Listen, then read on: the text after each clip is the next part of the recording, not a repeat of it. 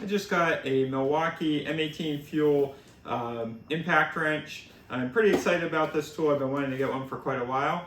This is the bare tool only, so I'll open it up, show you what's in the box, and give you a review of how well it works.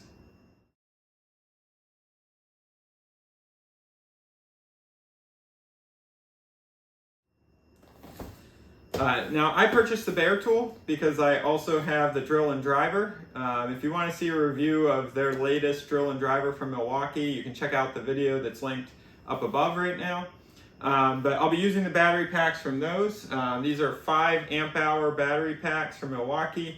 If you're getting one of these and you're buying the bare tool, you do want to have a 5 amp hour or above battery to make sure you're getting the full torque out of this. The way the battery packs work, you'll have arrays of batteries in here.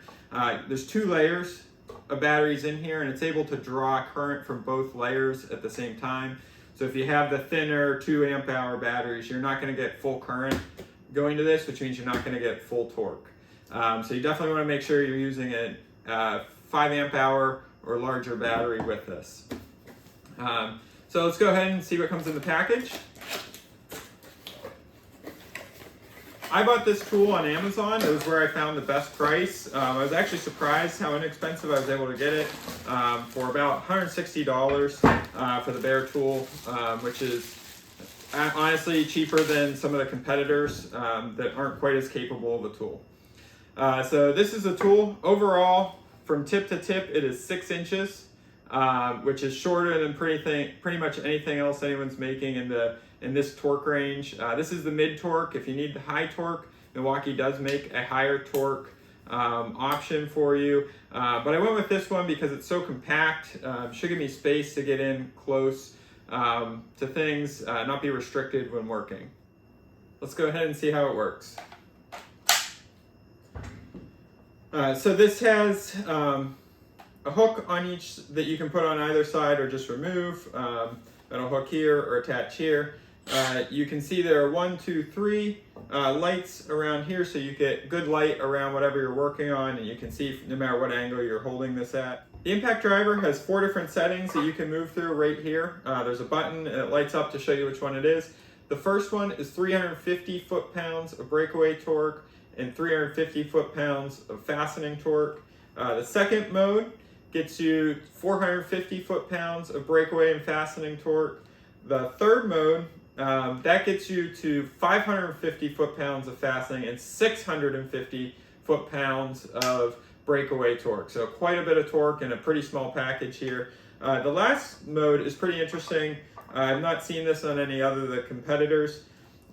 In this mode, it gives you the full 650 foot-pounds of breakaway torque, but once it senses that you've loosened whatever it is up, it'll slow down the speed of the motor so you don't overspeed the nut off or the bolt out and end up losing it if it falls out.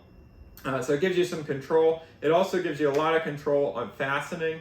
So it'll drive in your nut, but it'll stop at 35 foot-pounds.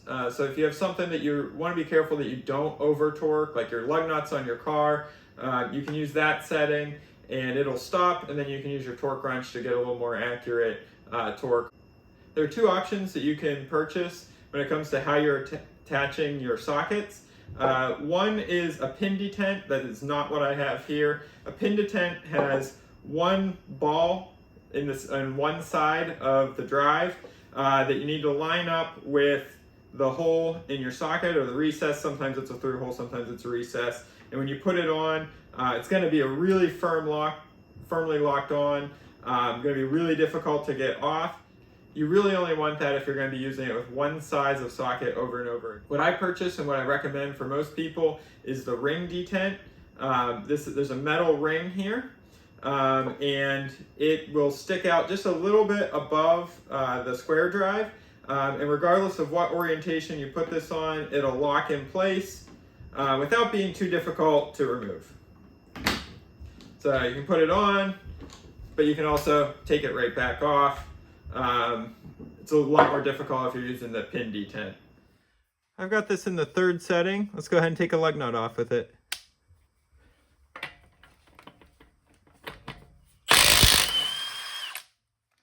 Now sometimes the nut will fly off when you do that.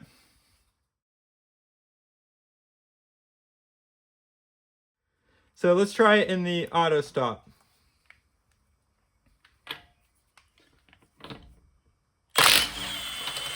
You can see that controlled speed after it goes on.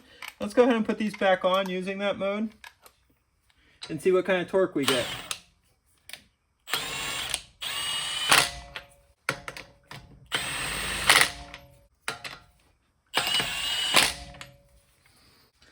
I've got my torque wrench set to 40 foot-pounds. It should get a little bit of motion before it pops.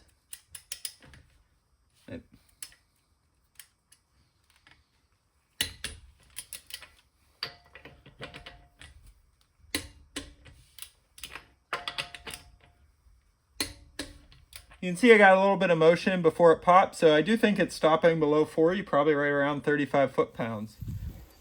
I want to give it a test with something a little more difficult. These are lug nuts on a farm wagon that probably haven't been off of here for 40, 50 years, I would guess. Let's see what it does. Takes them right off. Obviously they're pretty rusted on. These are a little bigger. They're a 7/8 size socket. These have probably been on this piece of farm equipment for 25 to 30 years. Let's give it a try.